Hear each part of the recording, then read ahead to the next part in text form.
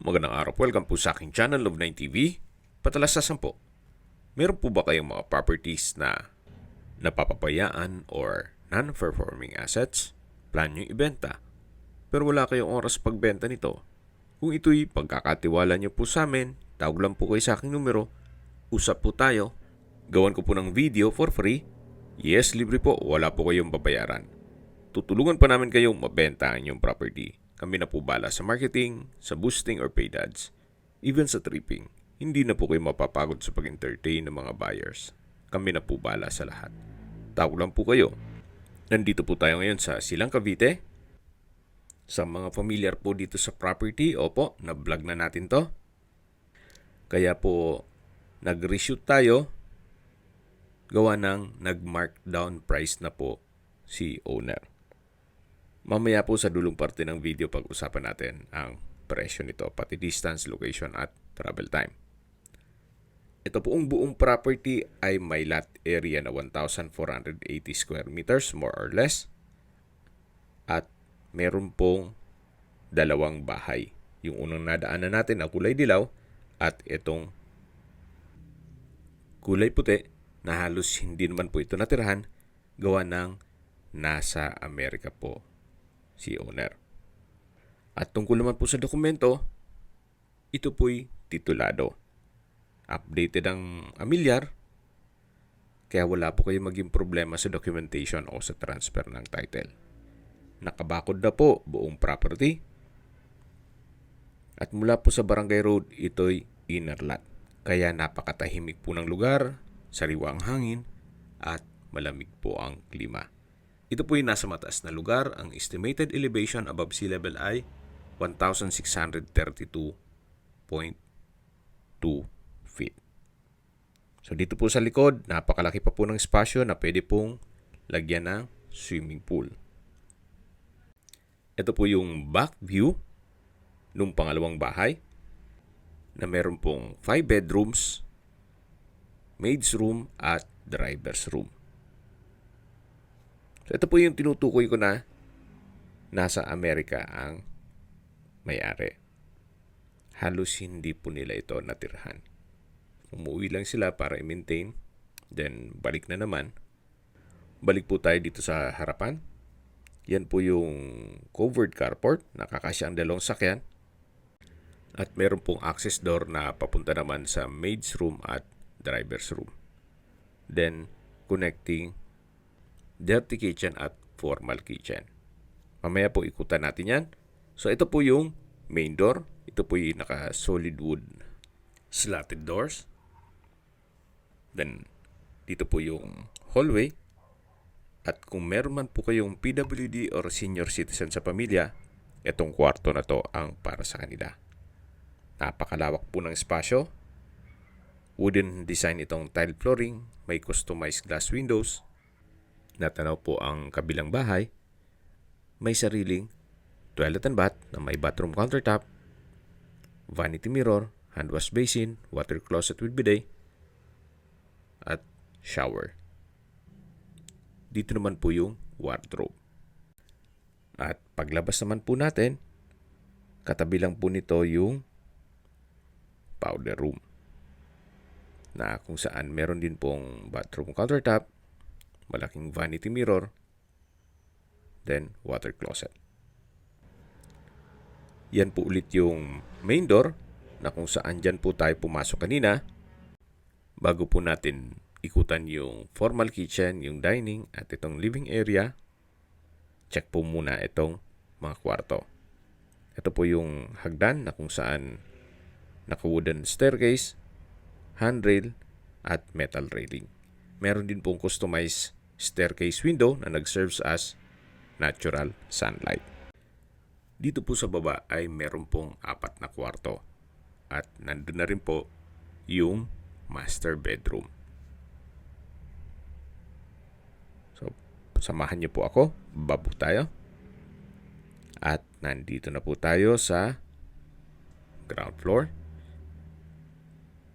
Pwede ring sabing basement.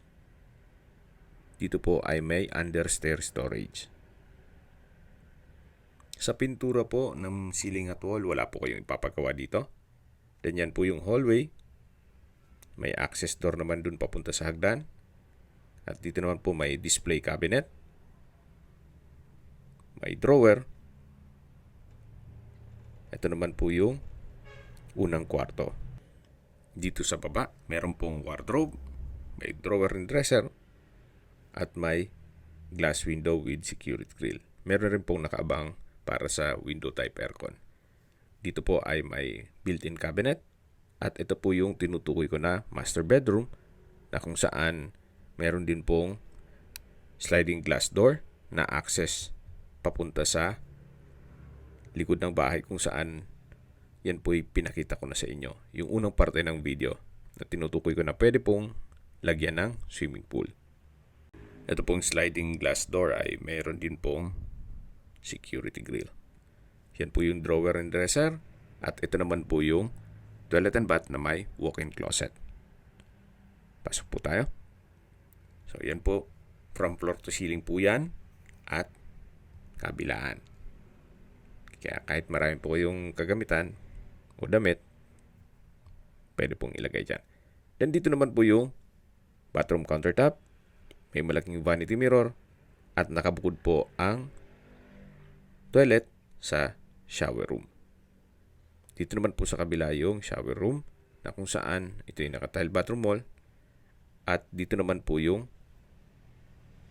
wooden rack, then wardrobe. May drawer and dresser rin po dito. Labas po tayo. Balik po ulit tayo dito sa master bedroom. Tungayin niyo po ulit bago tayo lumabas. Napakalaki po ng espasyo. At dito naman po yung pangatlong kwarto dito sa baba na kung saan napakalaki po ng espasyo. Then meron din pong glass wall and window with security grill at wardrobe. May sarili din po itong toilet and bath. May bathroom countertop, vanity mirror, water closet with bidet, at shower. Labas na po tayo para check natin yung ibang parte nitong bahay. Doon po sa dulo ay may isa pang kwarto na kung saan ang basehan na lang po natin yung isang video o yung lumang video na lang. Or pwede rin upon tripping na lang at nakrop po yung video. Nandito po ulit tayo sa bakanting lote na kung saan pwede po kayo magtanim kung ayaw nyo mang maglagay ng swimming pool. At yan po yung water pump na halos hindi naman nagagamit. Gawa ng maayos naman po ang water supply. Ito po yung perimeter fence. At yan naman po yung hagdan. Then yung access door papunta sa isang kwarto. Akyat po tayo. So ito po yung kabilang side ng bahay.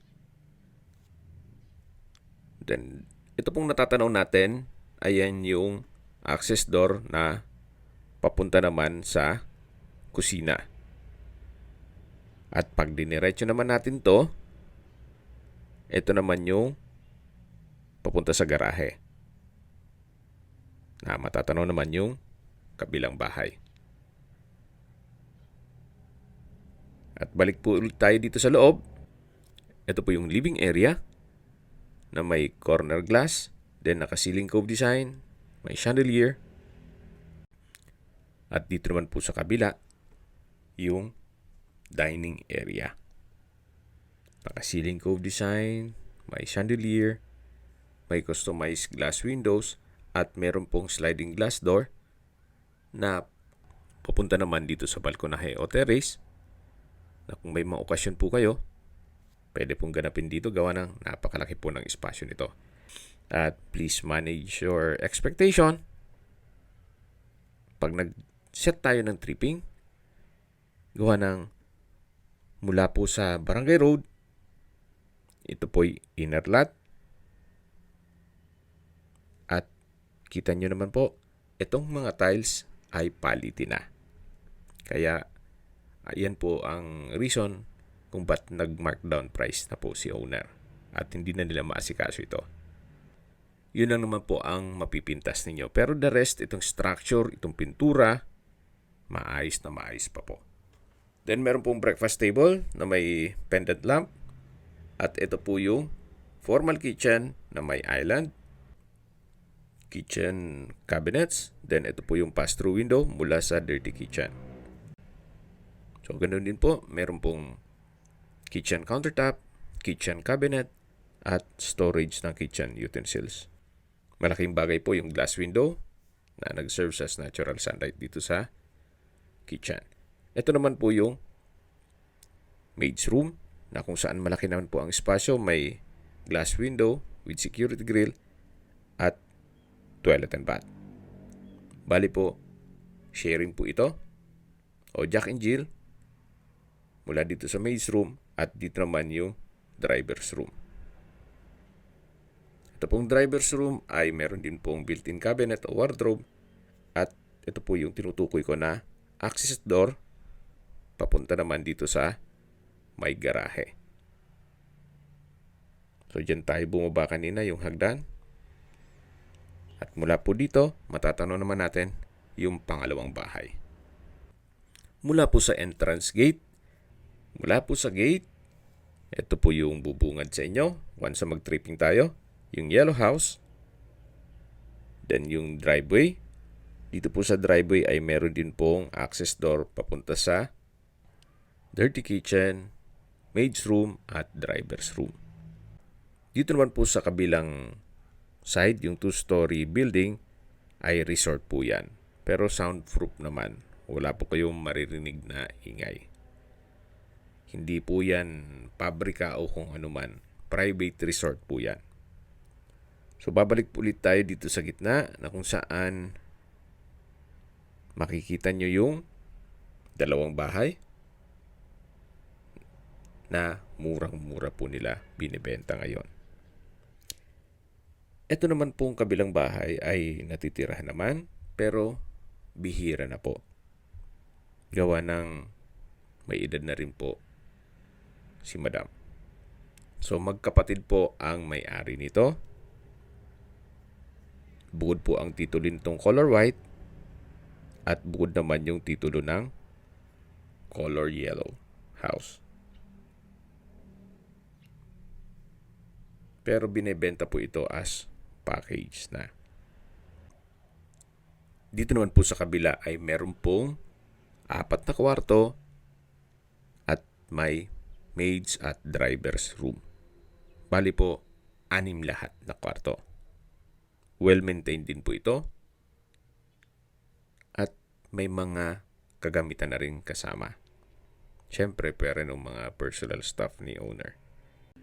Napaganda po ng setup nitong dalawang bahay na kung saan halimbawa ito yung napili nyo na inyong magiging bahay bakasyunan, then yung kabila naman ay pwede nyong gawing guest house. Or kung gusto naman, pwede naman pong ipasok sa Airbnb para maging staycation business. Maglalagay lang talaga kayo ng swimming pool. Gawa ng lahat pong mga staycation business dito kahit malabig dito sa Tagaytay ay meron pong swimming pool. Welcome po dito sa bahay ni Madam kung saan nandito na po tayo sa living area o salas. Naka-glass walls and door. Then meron pong skylight, ceiling cove design, high ceiling. Napakaaliwalas po. At lipat po tayo dito sa kabilang side na kung saan dyan po tayo pumasok sa main door. Customized wooden door with glass panel. Ito po yung unang kwarto na pwede pong maging receiving area, pwedeng gawing office, at meron din po itong sariling toilet and bath. May bathroom countertop, malaking vanity mirror, hand wash basin, bathroom cabinet, may glass rack, walk-in closet, from floor to ceiling po yan, at dito po yung water closet. Ito naman po yung shower enclosure na may hot shower set at ito yung naka-tile bathroom wall. Then meron pong bathroom window. Actually, kung meron po kayong PWD or senior citizen sa pamilya, itong kwarto na to ang para sa kanila. Then mula naman po dito, tanaw nyo naman yung color white na house. Labas po tayo. Dito naman po yung powder room, na kung saan meron din pong bathroom countertop, hand wash basin, urinal, water closet, then bathroom cabinet. Paglabas po natin ay dito naman yung dining area na naka-ceiling cove design. Then may chandelier. At sa dulo naman yung island. Then yung formal kitchen. May ceiling fan, modular kitchen cabinet. Then meron pong storage ng kitchen utensils. At dito naman po yung dirty kitchen. May pantry, kitchen countertop, may kitchen cabinet, at storage ng kitchen utensils. Ito po yung tinutukoy ko na maid's room na meron pong wardrobe. Ito po yung Jack and Jill na toilet and bath. Bali, sharing po yan. Doon naman sa kabilang kwarto. Check na lang natin pan-tripping gawa ng may nagpapahinga. So, balik po ulit tayo dito sa my dirty kitchen. At dito naman po ulit yung formal kitchen. Ito pong island ay meron din pong stainless sink with faucet. Yung dining area. Then meron pong sliding glass door. Papunta naman sa open lanai. At dito naman po yung mga kwarto. May ilang steps na hagdan. Na kung saan banayad naman po. Hindi naman may hirapan kahit senior citizen. At ito po yung master bedroom na kung saan napakalaki din po ng espasyo. Meron din pong sariling toilet and bath. May walk-in closet. May shower room, may toilet, bathroom countertop, hand wash basin, at vanity mirror. So, tunghayin niyo po ulit itong master bedroom na kung saan meron pong sliding glass door.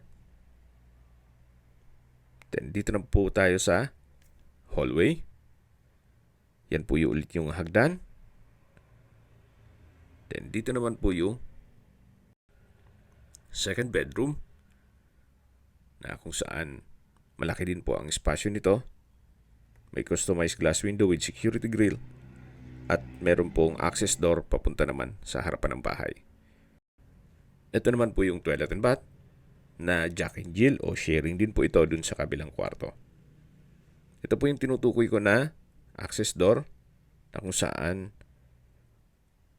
ito po yung bakanting lote at matatanaw natin yung main gate.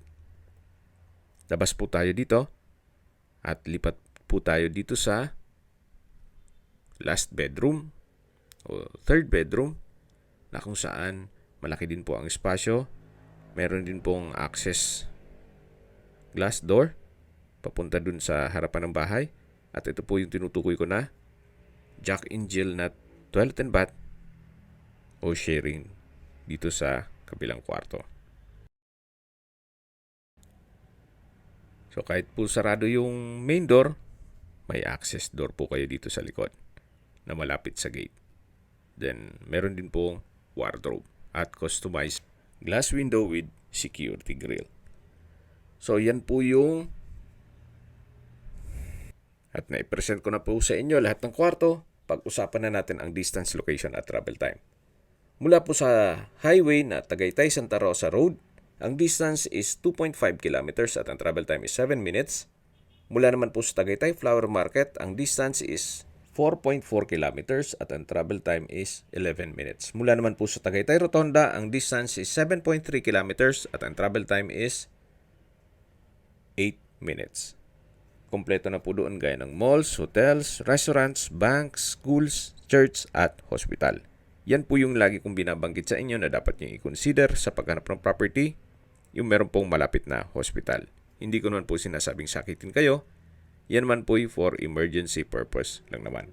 At mula naman po sa Silang Public Market, ang distance is 8.1 kilometers at ang travel time is 24 minutes. Kompleto na rin po sa Silang gaya ng banks, schools, church, groceries, convenience store, drugstore, remittance center, banks, schools, church at hospital. Mula naman po sa Calac Silang Interchange, ang distance is 22.7 kilometers at ang travel time is 37 minutes. Mula naman po sa Manila o sa airport, Ang distance is 59.5 kilometers at ang travel time is 1 hour and 23 minutes. Okay, sa presyo na po tayo. Ang original price po nito ay 38 million pesos. Itong dalawang bahay na kung saan may lot area po ito na 1,480 square meters more or less. Pero ngayon po, binebenta na lang po nila ito sa halagang 28.6 million pesos net. Ibig pong sabihin, si buyer po ang sasagot sa lahat ng taxes at expenses with regard to documentation. Murang-mura na po ito. Sa presyo pa lang po ng lupa, dito sa Silang, na kung saan mataas na po ang bentahan ng lupa dito, medyo may lasa na rin po ang 1,480 square meters. Plus, ang pagpakonstruct nyo pa ng dalawang malaking bahay, na kung saan mahal na rin po ang construction cost at materials, mukhang hindi po aabot yung 28 million pesos. Anyway, yan po'y opinion ko lang naman. So, depende pa rin yan sa inyo kung anong assessment nyo dito sa property. Kung may mga katanungan po kayo, tawag lang po kayo sa aking numero. At sa mga kababayan naman natin na sa ibang bansa, meron po akong Telegram. Sa mga iPhone user naman, may iMessage. Meron din pong Imo, Skype, Viber at WhatsApp. Same number lang po, 0917-316-3399. Sa mga nagtatanong naman po ng aming Facebook, meron po aming Facebook page na Nov9TV at Facebook Real Video. Meron din pong TikTok at Instagram. May ibang YouTube channel po kami na The Nov9TV channel, Nov9TV Listings, Nov9TV On The Spot, Nov9TV Updates, at Nov9TV House Rental. Sana po naibigyan yung ang video presentation. Paki-like and subscribe na lang po sa aking channel para ma-update din po kayo sa aking future listings. Kung sakali po hanap niyo mas malaking sukat ng lupa, meron din po kami ibang listings na pwede niyong pagpilian. Huwag po kayo mag-atubiling tumawag sa amin, then let us know your budget para malaman namin kung anong property pwede namin i-look sa inyo. Sa lahat pong viewers, subscriber at nagtiwala po sa amin, salamat po sa suporta. Ingat po kayo lagi at yung pamilya. Maraming salamat po.